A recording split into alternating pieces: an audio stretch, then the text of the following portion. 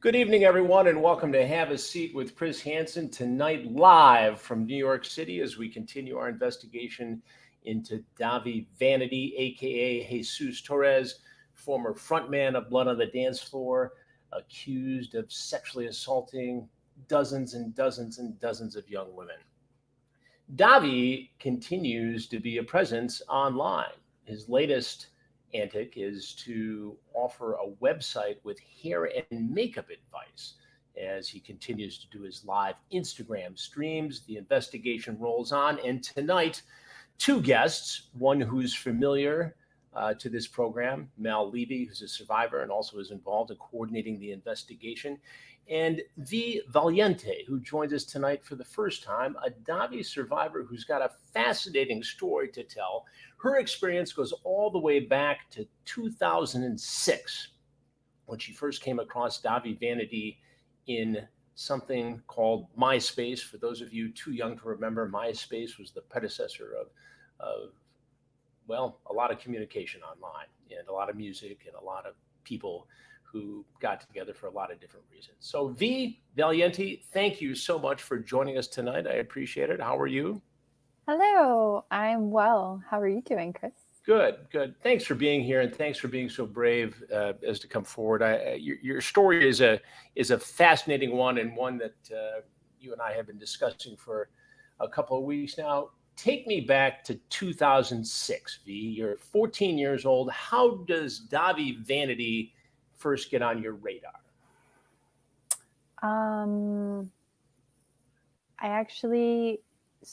I met him at the Orange Park Mall. I was kind of a part of a little scene crew, and for people who are familiar with MySpace, they'll know what that is. But yeah, I had a lot of friends in that, and we were hanging out one day, and I guess Dahvie came up to us or something. I was under the impression that he was friends with somebody in the group. I recently, kind of made a connection of potentially it could have been because he was doing the whole thing with Jay, and Jay's from Jacksonville. So, people in my group knew Jay. So you're talking about Jay Von Monroe, who's been on this show before, who traveled with Dahvie and handled some of his affairs and was a victim in his own right of Dahvie Vanity, as it turns out. Yeah. So you're at the mall as part of this scene in the Jacksonville, Florida area. And does Dahvie come up to you, or how does this all start? So, of course, it was a very long time ago. So, I have a vague flash of, I don't know, it was kind of in the food court area is where we all were hanging out when we first met. But I remember him coming up to me and giving me a big hug or something, and kind of, I don't know, had my face smushed against his chest or something, because that's how I hug a little taller people than me. So, but yeah. So you're 14 at the time. Dahvie is in his early 20s. What is a guy in his early 20s who's, present in social media, MySpace at the time? This is before Blood on the Dance Floor, but he was into the hair and makeup scene. What is a guy that age doing hanging out at a mall in Jacksonville, Florida, with kids who are 14, 15 years old? Yeah. So I think, and I was thinking about this recently, the oldest friend that I had at the time was 18, and that was a really good friend of mine. And so even 18 being the oldest in that group, mostly being 14, 15, and 16-year-olds though. Yeah, that's also my question. You're a full grown man, what are you doing? Did it strike you strange at the time, or, as a 14-year-old, were you nobody knew? Yeah, nobody knew anything about him as far as I knew. Like I said, I was under the impression he was friends with somebody. I didn't ask any questions because I'm everybody's my friend. So but you're 14, Yeah. And plus at the time, he looked like he looks now, maybe slightly less, whatever that is. But kind of I don't want to say ageless, but you couldn't really tell how old he was, though, which I think that's probably on purpose. You have that first meeting. How does it end? Um, I really don't remember, but I do remember though that obviously we like exchanged MySpace information. Uh, I do remember that, but I don't really remember how the day ended. But you're at the mall with your friends. Everybody goes home. You're 14. You live with your folks at the time. How does this continue on MySpace? Did he seek you out? Did you start to follow him? Give me a sense about how this developed. Yeah, so of course, as far as I can remember, like uh, I want to say he sent me a message on there, and like that's how we really connected, and like friend requested me and whatnot. Um, and we at first were messaging, probably some comments and stuff and whatever. Um, at some point through this whole process, though, I wound up on his top 8, and I was number 4 at the time. I do remember that. And so, for those who don't know, the top 8 would be his best friends on Yeah, MySpace, or the people that he thought the most of, or thought were the cutest, or yeah, the ones he was most interested yeah. in. And what was the communication like on MySpace as this progressed? Well, I don't really remember a lot of the MySpace stuff. However, at some point we switched to AOL Instant Messenger, Hmm. um, and we mostly communicated through there. Um, and because I wasn't really big on the phone back then, so I did a lot of stuff on AIM. But yeah, we did talk a lot. I think that my what is it? My chat colors, like I was writing in pink text, So and that says something right there, really. yeah, I was very much a 14-year-old, by the way. Um, definitely looked it too, had braces and everything. Um, but yeah, the text messages were very much flirty on his end, and of course, me being me, like a little 14-year-old, I'm super flattered. You got this MySpace guy that's all does hair, and he's all MySpace famous. He's got, I don't know, 100,000 friends or like something ridiculous. So he's clearly got an internet presence at that time. So I felt extra special. You were flattered that this guy in his early 20s, who was a celebrity on MySpace, was paying attention to V Valiente, 14 years old. I was Tory Massacre at the time. Tory Massacre. That was your online name? Yeah. And you said his it's quite a moniker. You, you said you said that his messages to you were flirty. Describe them as best as you can remember. And I know this was a long time ago, and we'll get to some of the things you remember more vividly, the criminal element of this. But do you remember what kinds of things he would say to you? Um, like I don't actually, and this is kind of the way that my brain tends to operate, and other people I've talked with about this operate similarly. Like I don't really remember exactly what was said, but I have like a emotional, almost perceptual snapshot of that. Like a And visceral remembrance of it. well, yeah, and it's like I remember the feeling of the fact that he was flirting with me and would say probably call me cute and like all things like that. How long did this continue um, until there was talk of actually meeting again face to face? I would say probably at least 2 months, or it was something short, but it was something that was ongoing though. Did you tell anybody about this? That this guy was chatting you up? That he was interested in you, and I you don't were think so. flattered by it all? You just kind of kept it your little secret. Yeah, I mean, uh, as far as I knew, he was my friend. And so I was talking to my friend that had expressed interest in me. And I'm like, cool, this guy likes me, like whatever. Definitely was very innocent in my mind, though. I wasn't aware that he was 23. I thought he was like 18 or 17 or something. So, Which would have been weird in and of itself, somebody that age dating a 14-year-old, but 23 to 14, yeah. obviously, you know what that's all about. How did the meeting, the date, or the get together come about? I want to say that we had talked about it like a little in advance. Like it was something we were like, was like, oh, that would be super cool. And so eventually the day came where he's like, hey, I'm going to come up from Orlando, because he was in Orlando at the time. I'm going to come up from Orlando and we're going to go get McFlurries from McDonald's. McFlurries.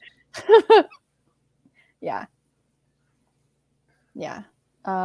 So it's like, we're going to hang out. We're going to go get McFlurries. And we were just going to hang out, which McDonald's is like right up the street at that time for me. Did you tell your mom what you were up to, what you were going to do, who you were meeting? Yeah, I said, hey, Mom, like I have a friend who's coming up. We're going to hang out for a minute and maybe like run up the street, do this. Like I was totally open with my mom. Yeah. Did she have any concerns, or did you present it in a way that it was, pretty Very much harmless. non-threatening? Yeah. I mean, you're going to McDonald's for a McFlurry. That's right up the road, like maybe 5 minutes. What time does he actually arrive at your house to pick you up? So it was an all-day thing of him just being like, okay, I'm on the way. Okay. And like pushing it back and pushing it back and pushing it back and making up excuses and whatever. And eventually it was nighttime that he showed up. I want to say it was about 8 p.m. So not super late, but late enough for it to be dark. Because if it was super late, my mom wouldn't have like let me go out super late. But that was kind of at that little mark, And as a 14-year-old, that probably didn't make you very suspicious at the time. As a grown woman looking back, what do you think that was all about?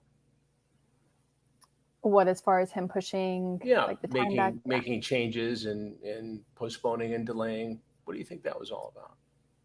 So, especially now that I've kind of like touched base with my sister about it as well, about that aspect, the fact that he took me where he took me makes me feel like, and not just me, also with the detective that I spoke with and my sister, makes me feel like maybe he was pushing it back because he was scouting out the area. Because to go where he took me, like, you got to know Jacksonville. He's not from Jacksonville. He doesn't, to my knowledge, didn't really frequent Jacksonville. I could be wrong about that. But that specific street, like, you got to know Jacksonville. Did you get a weird sense about him? Was there anything that made you uncomfortable when he picked you up, when you got in the car to head to McDonald's for this McFlurry? No. I mean, like, he came inside, he met my mom. Of course, my mom thought he looked a little weird, but hung out with a bunch of scene kids. We all looked a little weird. But it wasn't really like a long meeting and stuff. It was really just like a hello, hey, it's Dahvie, da da da. And it made me feel like everything's normal because of that. Because he came in to say hello. He didn't just like roll up to the house and honk twice and you yeah, or text. He actually came in and met your mom. Yeah.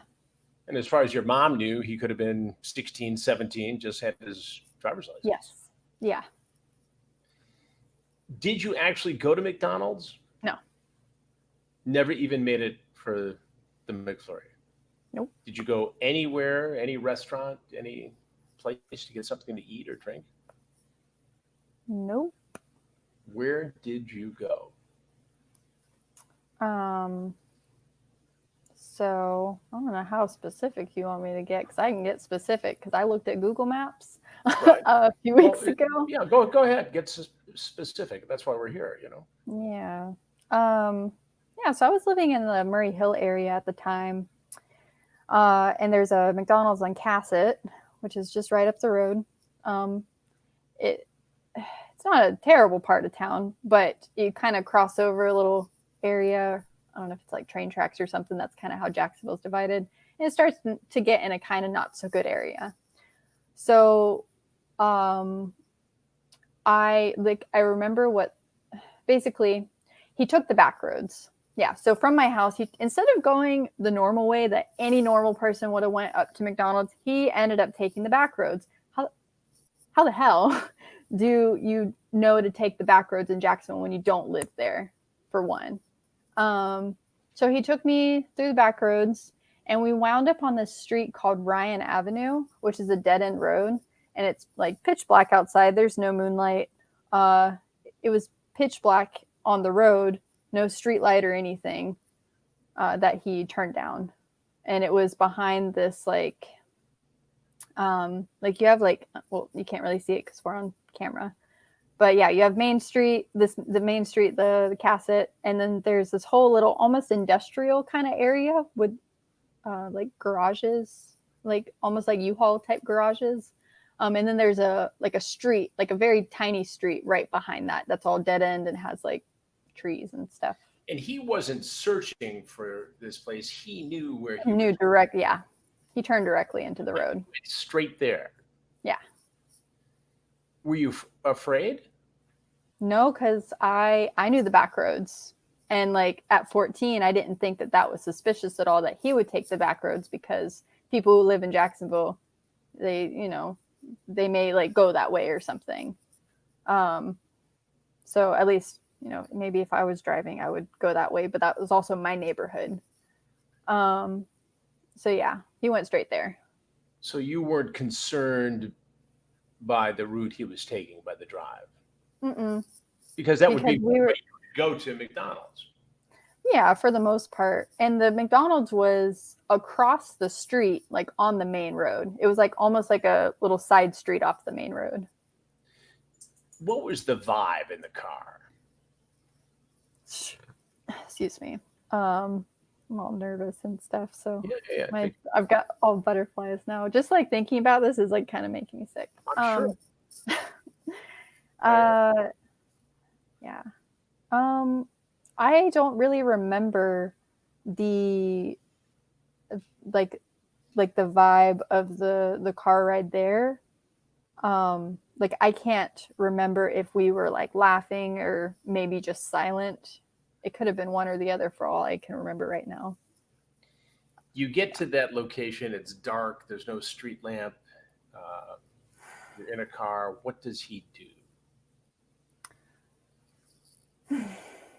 Yeah, so man, this is a lot harder than I thought it was going to be, because we're here for you, and we discussed it. You're very brave to come forward, but this is how we get justice in these cases, is because brave people like you come forward and tell the stories.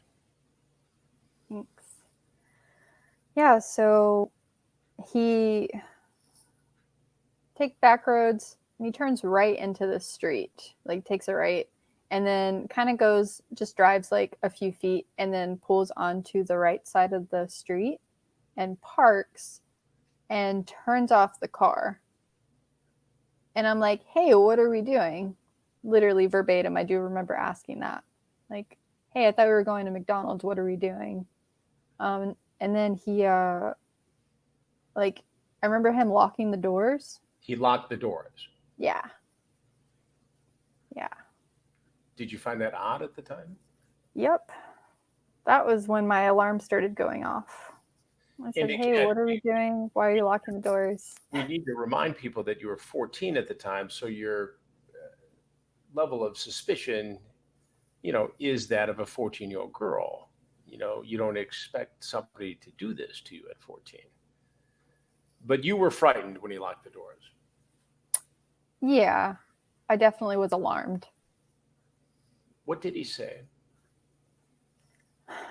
I don't remember exactly what, there is a phrase that I do remember that he said, kind of moments later, of course, but I don't remember what was said like in that moment, kind of in between that, if that makes sense. What was the phrase that he used? I don't want to say it. It's disgusting. So, I mean, we're a little bit skipping ahead, but right. Let's stay with the story. And if you're uncomfortable using the phrase, that's fine. We Yeah. don't have to get into it. But what does he do at this point? So the memory that I have, like I've went over it lots over the years, of course, and have like flashbacks and stuff to it. Yeah, so I remember him locking the doors and like it's dark, and at some point he kind of like shifts around and starts to unzip his pants. And I don't really remember what I said, but I probably like reacted or something like that. But at some point I wound up with his hand like gripping the hair on the back of my head and my like the nape of my neck, very very very forcefully, and it hurt, and I remember that. um and yeah, yeah,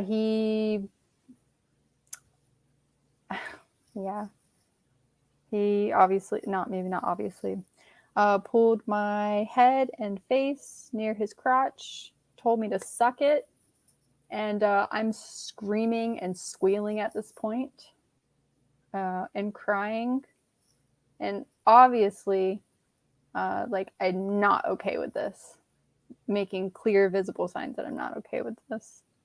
This was forceful. This was sexual assault. Yeah, This was rape. yeah, No, he said, she said here. yeah,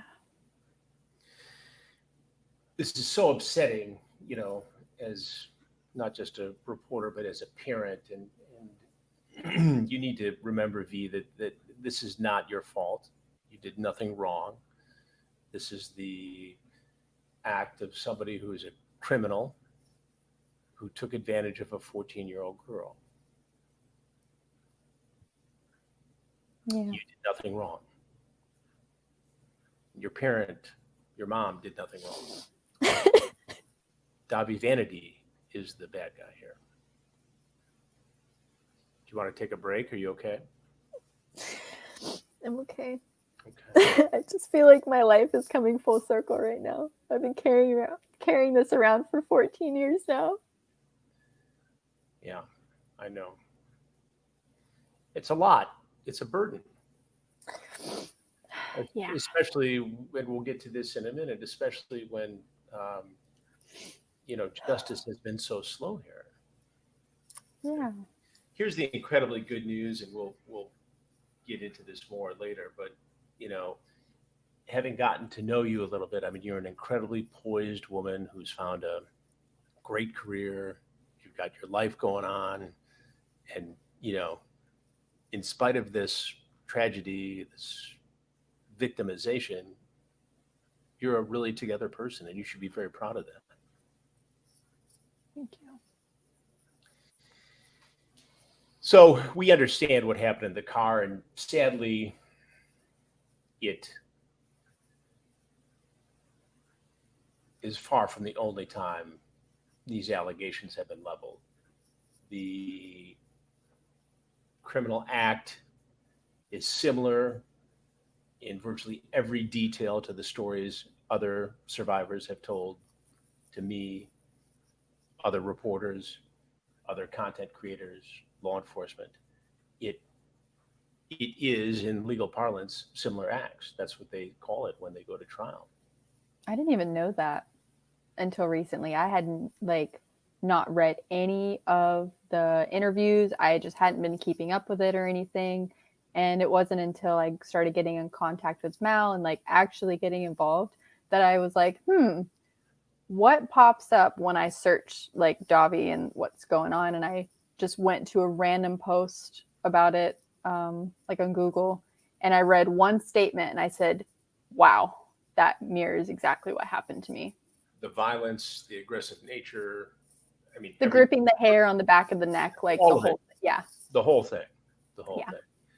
And, as we go through this, the goal here is to help you to heal, you know, in all the ways you've already healed or tried to, and hopefully telling this story and doing it because we're seeking justice becomes a part of that. So that criminal act ends. He takes you back home. Yeah, so I remember like kind of being tossed to the passenger side.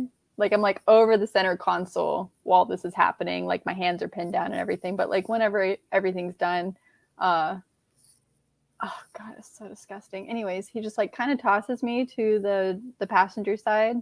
Tosses you like, okay, I'm through Just here. yeah, and I just remember like slumping, like along the chair and like kind of against not the chair but like the seat and kind of against the whatever the door. Yeah, and so he turns the car back on, and I am just distraught at this point, but absolutely silent, and still have tears running down my face, and just absolutely traumatized. So yeah, turns car back on, pretty much takes the same route back to my house. We don't even go to McDonald's. He did not come inside. He just dropped me off. And I went inside. What did he say to you when he dropped you off? He didn't say a thing. We did not, I do remember we didn't share any words on that ride back. He didn't say anything. I just got out of the car and he drove off and didn't even wait till I got inside. Yeah. What did Dahvie Vanity take from you that night, Fee?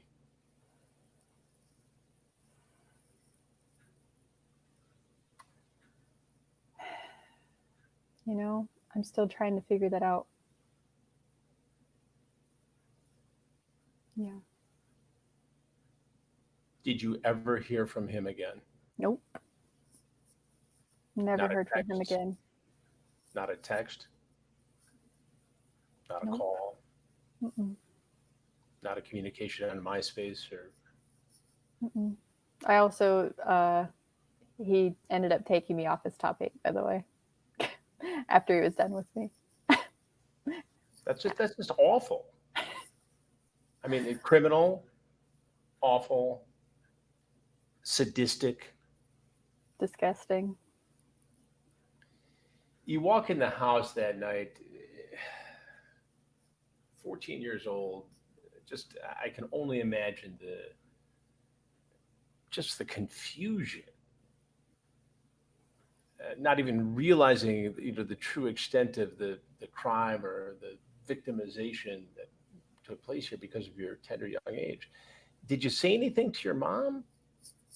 I avoided my mom and I went directly to my room and I went directly to bed. And I remember like curling up inside my covers, putting my covers over my head and like shaking and just crying myself to sleep. I'm so sorry.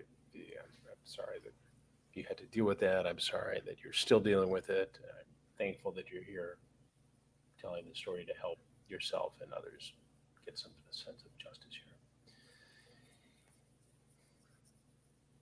Did you ever speak of this with anybody in those first few weeks? No, I didn't actually know what had happened to me. Like, I didn't fully realize what happened to me. And I didn't tell anybody until either I think I was 16 when the Jesse Slaughter video started circulating on the internet. And I was with my best friend at the time. And like he pulled it up and she's all doing the whole crying thing and doing whatever was on the video and stuff. So, and she starts telling the story and like all this stuff, and while the internet's making a joke of it, I'm like over here watching it, like, and I told my friend Brandon, I said, hey, that's the guy who did this thing to me. And I opened up to him about it because of her video. And that was that was the first time that I had talked about it. And I was like, So oh my God. you see the Jesse Slaughter video, Damian Leonhardt, who's appeared on this show and told her story, how she was victimized at God very bless young her. age. Yeah, 10, 11 years old. Horrible. You saw what the internet did to her. Did that prevent you from coming? I mean, you told your friend Brandon at the time, but did that prevent you from coming forward at the time? No, no. Like I felt really bad for her. Uh, it was heartbreaking. I remember that. Um, but no, it didn't keep me from coming forward. It actually like coming to terms with the fact that that happened to me and talking to my friend about that and like hearing Jesse's stuff, or Damien as they like to be called. Um, uh, it was like the catalyst that helped me to finally attempt to call the cops. Now, this is a important part of the story. It's now 2 years after the fact. You're 16. You hear the Jesse Like Slaughter a year and a story, half. year and a Yeah. half, and you decide to do something about it. What do you do? So I remember being, I think, on my mom's bed at the time, and we had done moved and everything. I remember being on my mom's bed and like actually realizing what happened to me and stuff, and having the phone in my hand. And I finally called JSO, the Jacksonville Sheriff's Office, to file a police report. And I remember talking to a woman and telling her what happened, and then I wanted to file a report. And I told her like when it happened, and she straight up said, "There's nothing we can do about it." Wait, wait, And wait, wait, wait. You finally summoned the courage to call the Jacksonville Sheriff's Office. And this would have been what, 2008 or so? mm-hmm, And the person on the other end of the phone from the Jacksonville Sheriff's Office says what to you?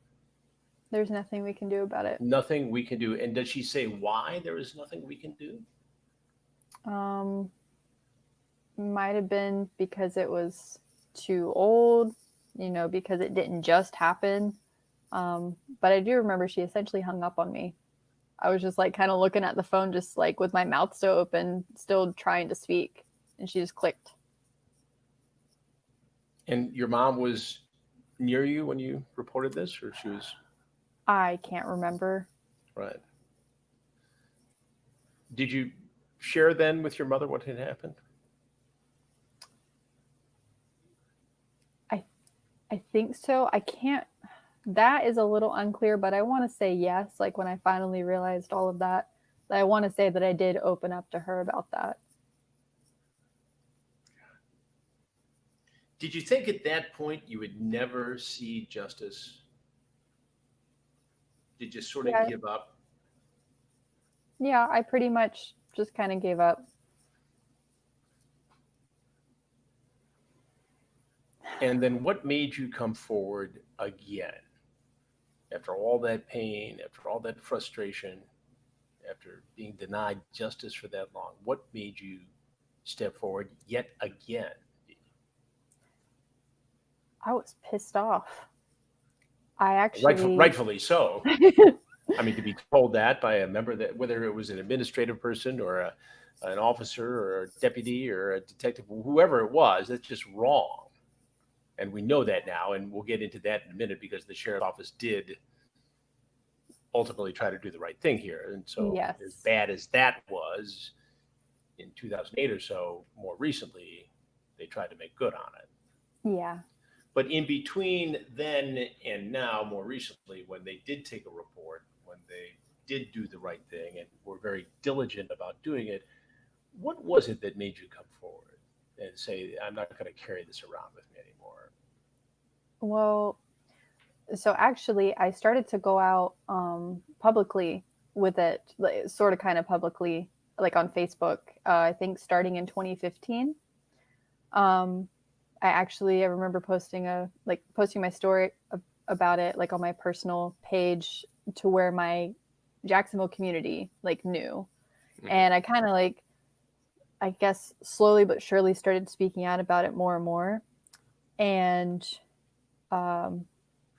so last year I opened up to my then partner about it finally, and we had this long conversation about it. And so that kind of sparked it in me to like, something needs to be done about this, you know, like I'm so much stronger than I used to be, so let me get something done about it. So come earlier this year, I want to say in February, I had, I guess, went on Twitter instead of keeping it just on Facebook and stuff. I'd went on Twitter and ended up seeing stuff about it on there or something like that. I don't really remember, but I got in contact with an individual on Twitter and told him my story. And that was kind of that. Like, we kind of went about our lives, or at least I went about my life. And then just the other month, I saw a post on Facebook about him again. And I said, let me go recheck in with this individual on Twitter. So I did. And it's like 11 o'clock at night by the time I do that, just like intuitive, like I'm just going to check in on this. So as I'm doing that, and I'm waiting, and I went to check in with him, I'm waiting for his reply. In that instant, like in that moment in between, I see this random post on my feed from Mal. I didn't know who she was, but she's just Mal like, Levy. FBI. Yeah. She's just like, FBI, Dahvie, get in contact with me. I said, ooh, send. And Done. I did. Yeah. And that the individual I initially spoke with on Twitter, because the reply I was waiting on was, hey, I'm going to get you in contact with this other girl. Let me get you her information. Same person. He was going to connect me with Mal. So it was like all synchronistic and stuff. And that was around midnight at that point. So I sent her a message, and like she was super quick to respond. And she's like, hey, can you call me right now? Send me your number. So I did. It's after midnight. We're calling each other. And she goes, oh my God, I can't believe that you just called me right now. Like, I can't believe that you just contacted me with this. She's like, we needed another Florida case. Like, you're it. And she also said that I guess the FBI or whoever was going to meet with prosecutors in the morning. So like hours from then. So it was kind of like a last minute sort of thing.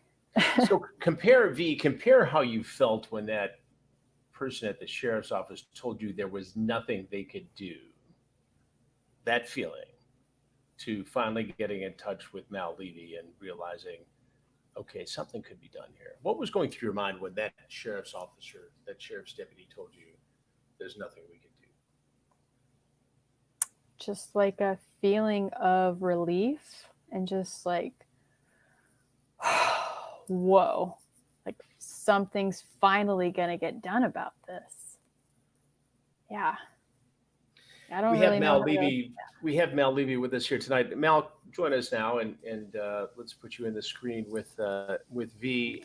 Take us back, Mal, to that conversation when you first heard from V and how that went down and why it was so significant to the case and the investigation.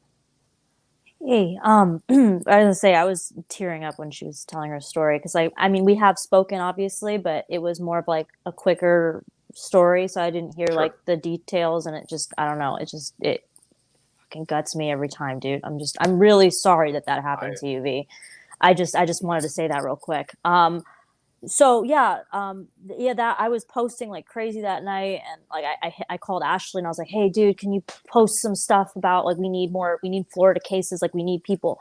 And so we were all posting stuff, and V hits me up at like midnight and I'm like, oh my God.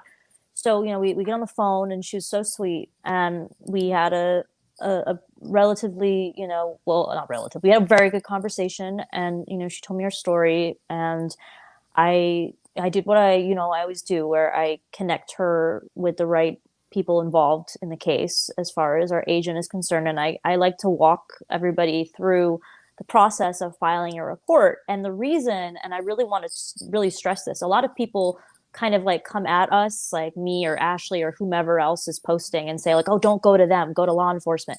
The reason why we want people to come to us is because law enforcement drops the fucking ball. Sorry, they do. They just have. And in cases like, she just described, they said there's nothing I can do about it. So what I always say when I do get in contact with somebody for this case, I explain what they should tell law enforcement when they call.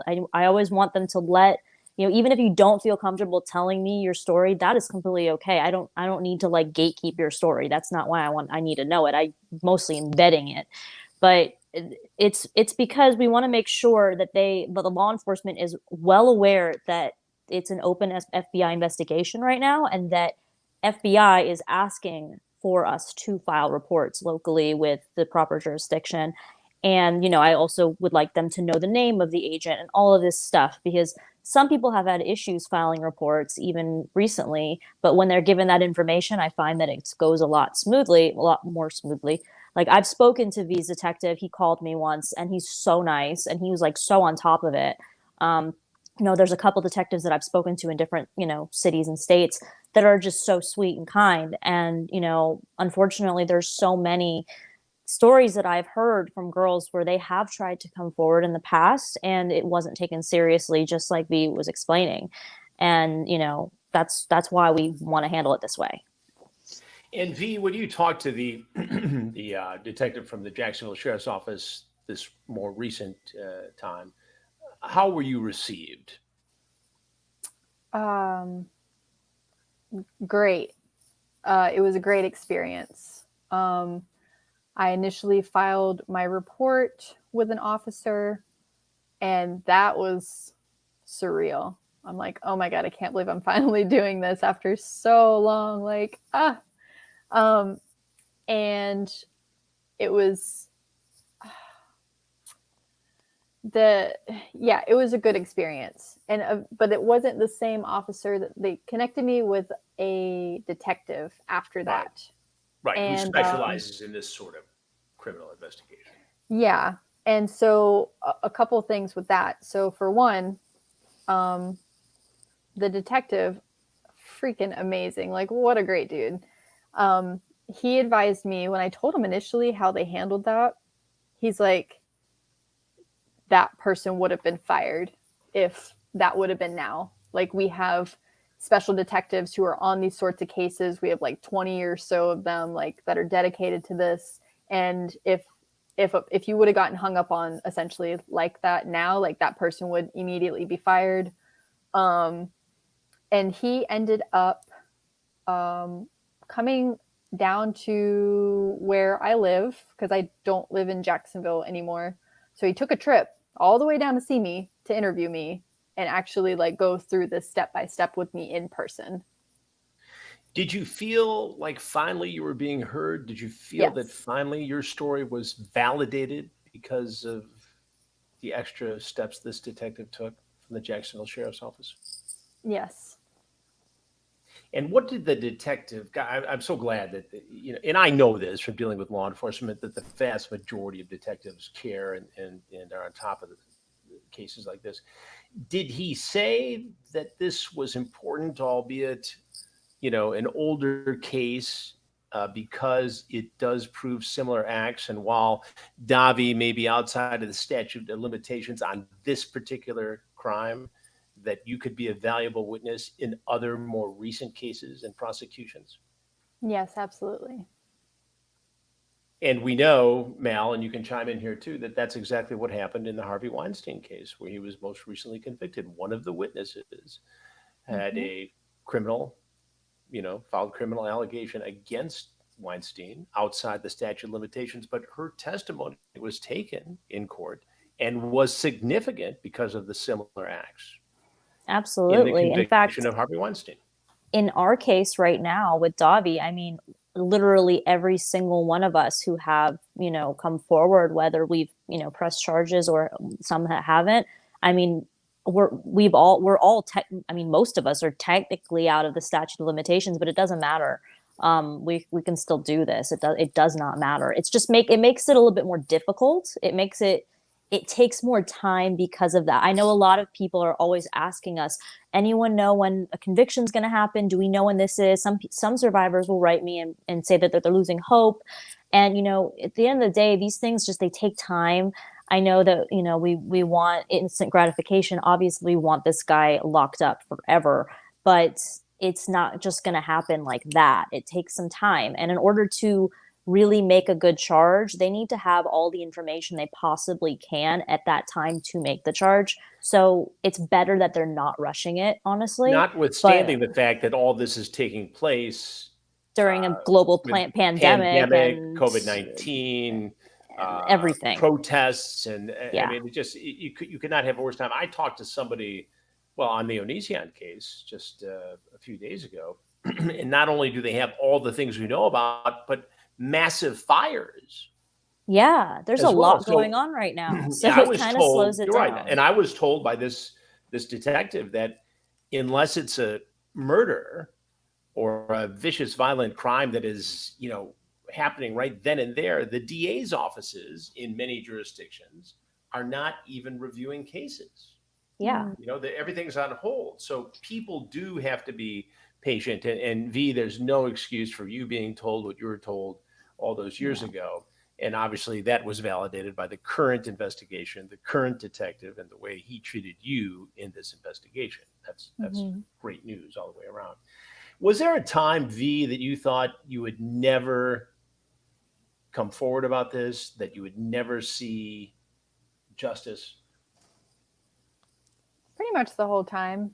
I just had kind of given up hope because, whether it was prior to me going even more public with it or afterwards for so many years, I'm like, oh, well, I've shared my story, at least with my community. Still nothing's been done about it. Like, I don't know what to do. As we sit here tonight, how do you feel about the potential of seeing justice in the Dahvie Vanity investigation? Elated. Yeah.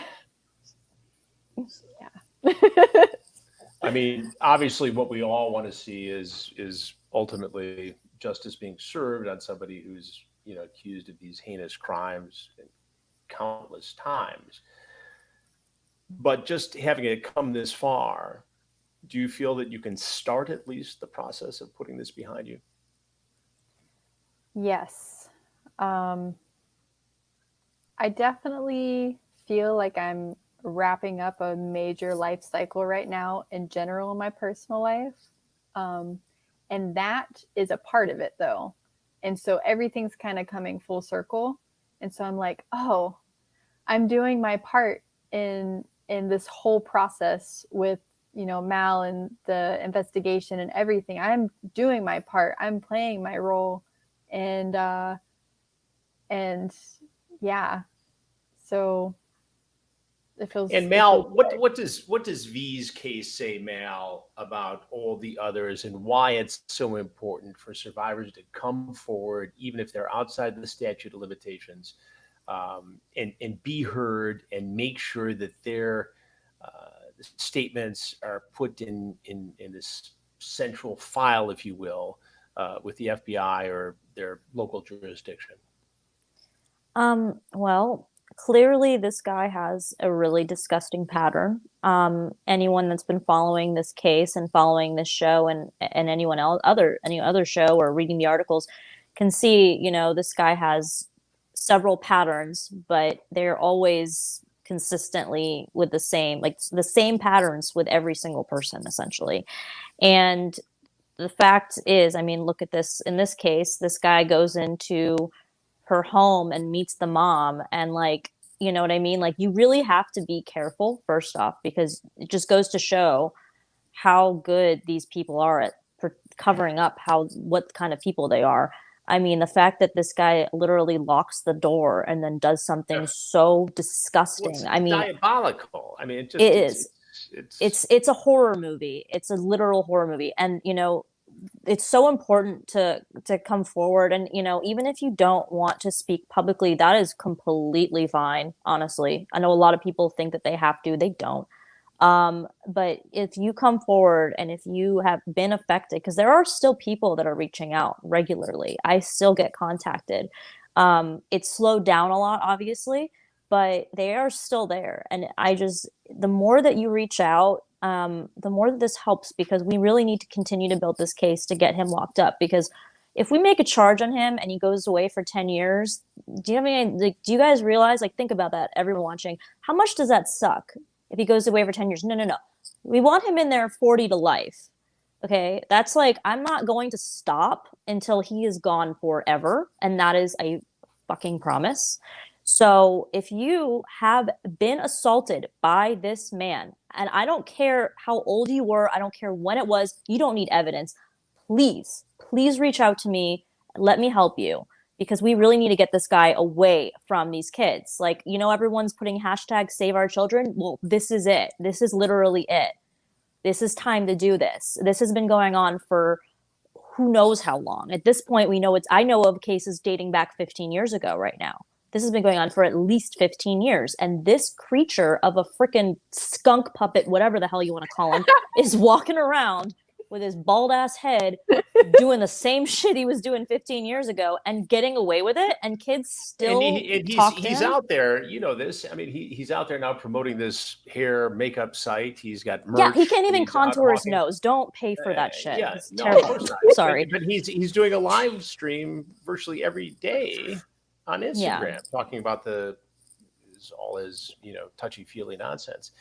I think it's important. I think it's important to remind people, Mal, that while you and Ashley, Lily, and others have become advocates here and have taken a very public stance on this, that you're survivors, victims as well. Yeah. Yeah, we are. I mean, you went through this. I mean, you guys first appeared on this show as victims, as survivors. Yeah. I like survivors better than victims for a lot of different reasons, and people debate that with me. But I just think it's got a more accurate People tone. Forget that we How are you went doing through it too with all this? I mean, how are you doing? Does this help you to be so active and take such a role in this? I mean, you obviously, you've been in the music business. You've done a lot of things in your life. Doing this, as noble and important as it is, takes away from other aspects of your life. Yeah. It's pretty crazy, because when I got involved, I didn't know how involved I was going to get. Obviously, I really didn't know what to expect with it. But now it's like my full-time job that I don't get paid for. I'm dealing with it in some way every single day, literally since April, like nonstop. It's taken up my whole life. It's pretty much all I talk about. If I were to go back to work right now, I don't know how I would even focus on it. But be honest, I've always said since I was really little, like I've struggled with addiction and loss and everything you can think of from a very young age. I got past it all really young too. And I always said, one day when I get my stuff together, I really want to like help people somehow. Like I want to be like a speaker or something. And I've been saying that since I was like 13. It's weird. And now here I am in this position as like an advocate now turned activist, essentially, because I'm doing something. And it's the most fulfilling feeling in the entire world, to be able to help people. And it's not only helping others, but I'm also helping myself, because it's something that I never really came to terms with until about 2 years ago. And Dahvie wasn't the only guy that assaulted me. There were others. And I was 14 years old when it happened, and I'm finally healing from it. I've become a better person. And I'm honestly just happy that I can help people the same way that I've helped myself with this. That's really all I care about. So yeah, that's my long answer for how I'm doing. And V, how are you doing? For folks who are watching this and are meeting you for the first time, how was your life today? How was your healing process?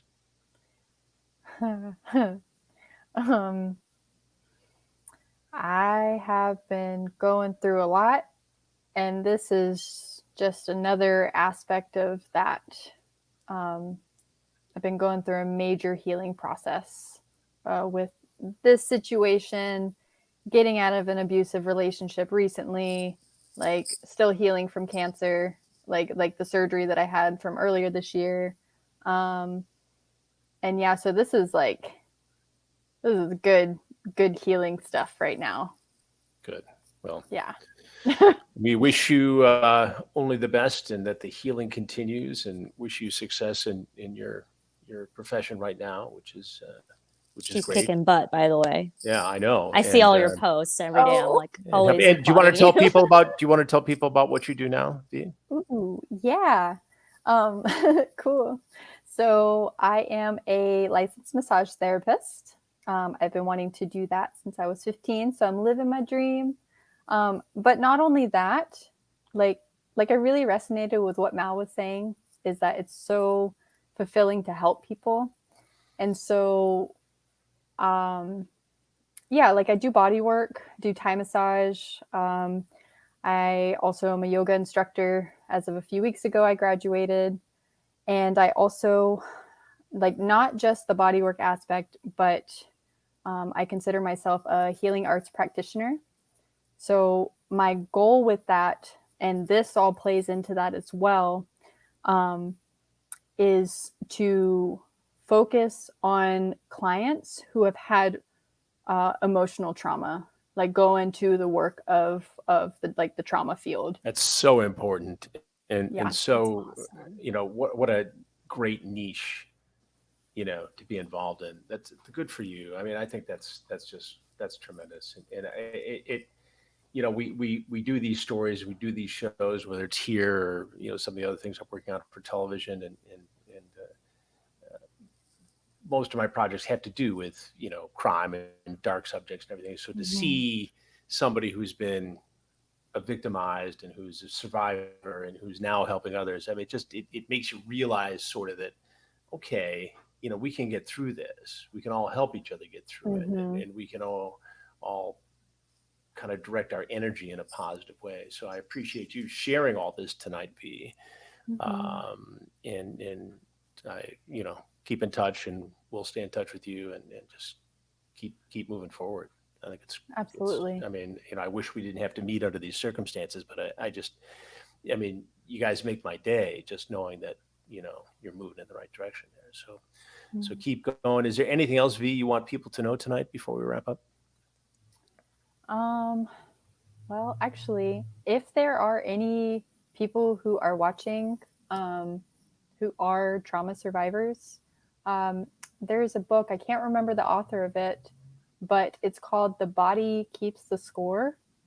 I would highly recommend reading it, just for yourself and for anyone who can potentially, or who plans on potentially helping and working with people who are trauma survivors themselves. It will give you some really great insight into how the body stores trauma, and how you can work through that. All right. Yeah. Mal, I appreciate it always, as always, you being here. Mal's going to be on a Instagram live stream on her own Instagram a little later this evening to talk about some stuff and to continue this conversation. But I appreciate you being here as always. I will speak with you soon, if not later this evening. Yeah, and of course. We didn't bring up the podcast. I forgot. Oh, yeah. So, yeah, just remember that. You may remember that 2 weeks ago we had Fallon Vendetta on, along with Zach Neal, who talked about Dahvie and some other projects and some other information. In fact, it was Zach's restaurant where Dahvie showed up just recently with a 17-year-old girl. So here he is under investigation for all these different things, and he's still flaunting this activity. Zach started a podcast. He has a podcast, and it's very interesting. He talks about women's empowerment in business and business success, and he's an entrepreneur in his own right. And Mal is involved in helping produce this podcast. I was interviewed for it. Mal is a big part of it. Zach has interviewed some other people. Tell folks about that and why this is so important, Mal. Yeah. So the podcast is really an interesting approach. It's going to be completely different than the YouTube way of things. Or it's not the same format. So it's not some people are going to be telling their stories, some people are not. Excuse me, they're all telling their stories, but some people are going to give more information than others for legal reasons.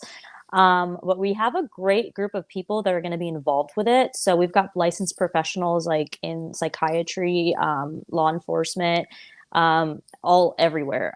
We're going to have people that worked with Dahvie on their show. We started production like a week or two weeks ago. I think we've only done 3 episodes thus far. We're trying to do 6, but we might have to do more, to be honest with you. Sure. Because there's so many. So like if I've contacted you and asked you to be on it, like, and if you don't go on it, there's literally nothing personal. It's just like we have so many people that we need to have on this show.